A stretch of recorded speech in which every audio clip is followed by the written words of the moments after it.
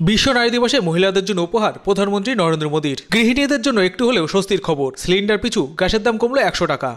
6ই March প্রধানমন্ত্রীজি বারাসাতে এসেছিলেন এবং বিশ্ব নারী দিবসের প্রাক্কালে তিনি নারীদের উন্নতির জন্য এবং সমৃদ্ধির জন্য অনেক কিছু চিন্তাভাবনা করছেন।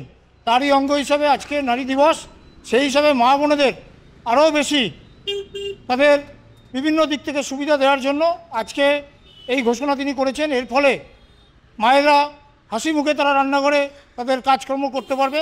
আমরা খুব খুশি। মোদিজি যে মহিলাদের কথা চিন্তা করেন, এই ঘোষণার মাধ্যমে সেটাই প্রমাণ করে। অবশ্য বিরোধীদের বক্তব্য, সরকারি সিদ্ধান্ত, ক্যাবিনেট মেমো, তারপর প্রেস বিট, সেসব কিছুই হয়নি। প্রধানমন্ত্রী নিজে সোশ্যাল মিডিয়ায় পোস্ট করে জানালেন গ্যাসের দাম কমেছে।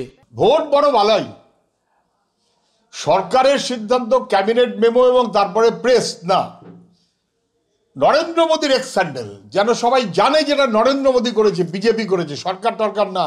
ভোট বড় বালাই। ভোটের জন্য কোথায় কি করতে হবে, মোদ্দা কথা ভোট চাই। 450 টাকার গ্যাস 1100 টাকায় করেছিলেন, এখন ধাপে ধাপে কমাচ্ছেন। ভোটের জন্য দাম কমাচ্ছেন, অর্থাৎ দাম কমানোর সুযোগ ছিল। তাহলে এতদিন কেন 1150 টাকা বাড়িয়ে রেখেছিল, তারপরে ধাপে ধাপে ধাপে ধাপে কমাচ্ছে? 450 টাকার গ্যাস উনি যখন এসেছেন রান্নার 14 সালে, বাড়তে বাড়তে 1150 টাকায় নিয়ে গেলেন কেন? আন্তর্জাতিক বাজারে তেলের দাম কমেছে, তাহলে সমস্ত পেট্রোপণ্যের দাম বাড়ানো হয়েছে কেন? এই বাড়িয়ে লুট করা হয়েছে কেন? সেই লুটের টাকাটা কোথায় গেছে?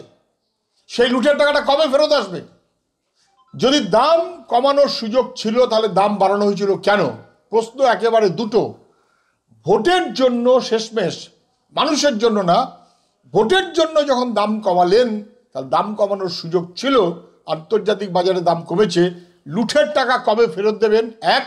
আর 2014-তে মোদিজি যখন এসছেন 450 টাকার গ্যাস, সেটা 450-তে ফিরবে কবে?